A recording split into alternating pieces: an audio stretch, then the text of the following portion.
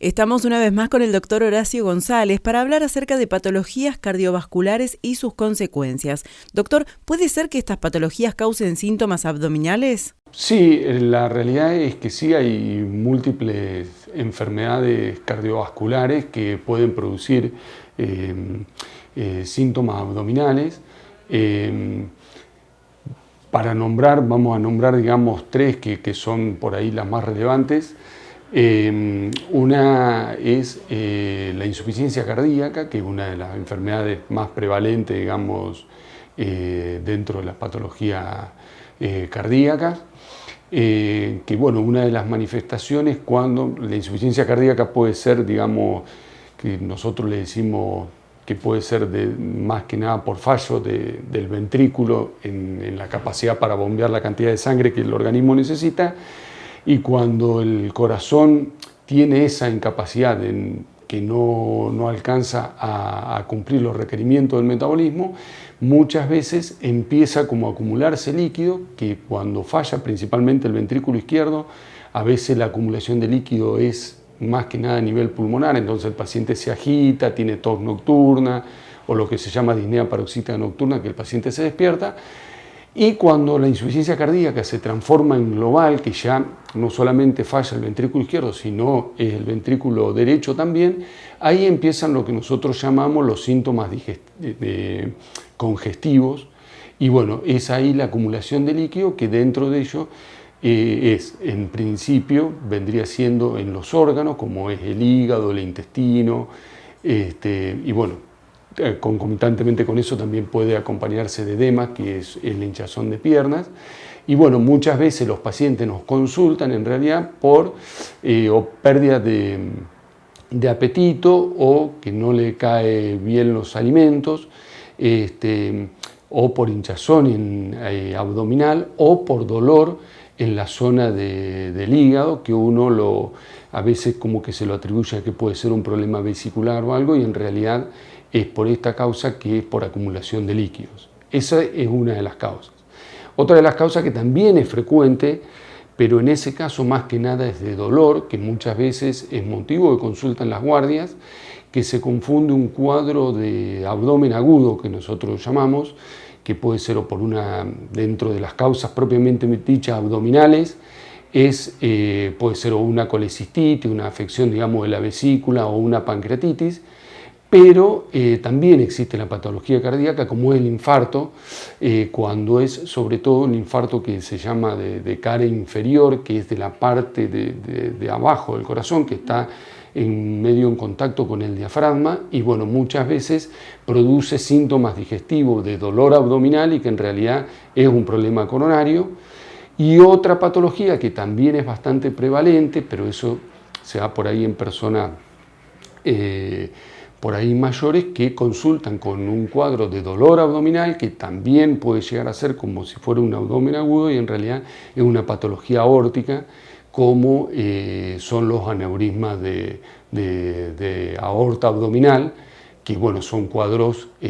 muy graves. Estos tres cuadros que nosotros te estamos nombrando así genéricamente, realmente son motivos a veces de consulta relativamente frecuentes, y que tiene una alta tasa de morbimortalidad si no es tratada adecuadamente, digamos. Y pueden ayudar a llegar al diagnóstico cardiovascular, porque hay casos en los cuales aparece primero ese dolor abdominal o esa molestia abdominal y después se llega al diagnóstico. Exactamente, sí, que por eso muchas veces es como todo, las enfermedades, uno muchas veces hay que pensarlas para diagnosticarlas,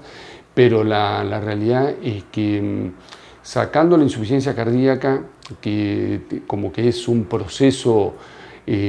por así decirlo, un poco más crónico y de consulta más de consultorio, las otras dos entidades, tanto del abdomen agudo, que en este caso sería un abdomen agudo clínico, que nosotros llamamos, puede ser clínico o quirúrgico. Quirúrgico el que es, por ejemplo, una colecistitis que hay que operar, o una apendicitis que hay que operarlo inmediatamente, y el abdomen agudo clínico son estas patologías graves que no requieren de cirugía, pero bueno, los médicos que están en las guardias sí, generalmente uno dentro de los diagnósticos diferenciales están estas patologías, porque ya te digo, el paciente en realidad confunde, porque no va por un dolor de pecho, que es lo habitual de un infarto, sino por un dolor abdominal y termina teniendo un problema coronario que el paciente obviamente no sospecha de que pueda llegar a ser el corazón. Es más, muchas veces nosotros los médicos que hacemos guardias, cuando les decimos que se tiene que quedar internado por un problema de corazón, como que no entienden demasiado que están con un dolor abdominal. Y ni hablar cuando es un problema de la aorta abdominal, que eso generalmente son cuadros también muy graves y que hay que actuar rápidamente, porque también tiene una tasa muy alta de complicaciones. ¿Las 3 entidades que mencionamos requieren seguimiento por parte del cuerpo médico? Sí, obviamente que casi te diría que en medio de las 3 entidades son cuadros, o sea, el otro, por la insuficiencia cardíaca, por así decirla, es una patología sumamente prevalente, que por ahí uno puede llegar a manejarlo un poco más en el consultorio con el seguimiento, pero cuando están los pacientes muy descompensados, es decir, que tienen tanta congestión a nivel hepático, intestinal, o ni hablar si tiene ascitis. La ascitis es el líquido que se acumula dentro del abdomen. Eso hace que se congestione mucho el tubo digestivo, entonces la medicación por vía oral no surte efecto, y bueno, muchas veces esos pacientes hay que internarlos para compensarlos y llevarlo al estado de estabilización. Y los otros 2 cuadros sí o sí requieren internación, porque requieren una pronta, digamos, tenemos que actuar rápidamente, porque requiere tratamiento rápido y específico, porque ya te digo, porque son entidades con mucha morbimortalidad, sobre todo el aneurisma de aorta abdominal, son entidades realmente graves. Pero en estos 2 casos, solucionando ese problema, ¿después no requiere seguimiento? No, ¿sí? Después que pasa todo el periodo agudo de la internación, sí, requiere controles clínicos. La insuficiencia cardíaca, por un lado, con los tratamientos habituales, que básicamente hoy en día, desde que uno ha empezado hace ya tiempo el tratamiento, ha evolucionado mucho en la insuficiencia cardíaca. Hoy en día hay medicamentos nuevos que realmente han mejorado mucho la evolución, tanto en el pronóstico como en la morbimortalidad y en la expectativa de vida de los pacientes. Por insuficiencia cardíaca, la realidad es una enfermedad que tiene un alto costo en salud, tanto por las internaciones como así también por los medicamentos. Son enfermedades crónicas y sí requieren controles periódicos. Por una parte va con la medicación, que por suerte ya te digo, son medicamentos nuevos que han aparecido. Por otro lado son los controles que deben hacerse el paciente, sobre todo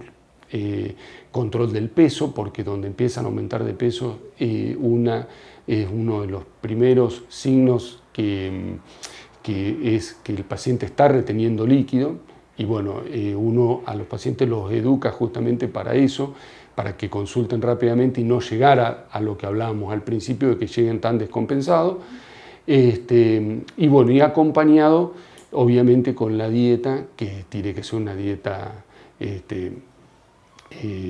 pobre en sal, digamos, que son todas dietas hiposódicas. Pero volvemos a lo que siempre recalcamos, que es todas estas entidades van con la prevención. La prevención es lo principal de todo, que es el inicio, el control de los factores de riesgo, de lo que hablamos siempre, de la hipertensión, la diabetes, el colesterol, el cigarrillo. Bueno, todos esos factores de riesgos son los potenciadores o los iniciadores de todo este tipo de patología.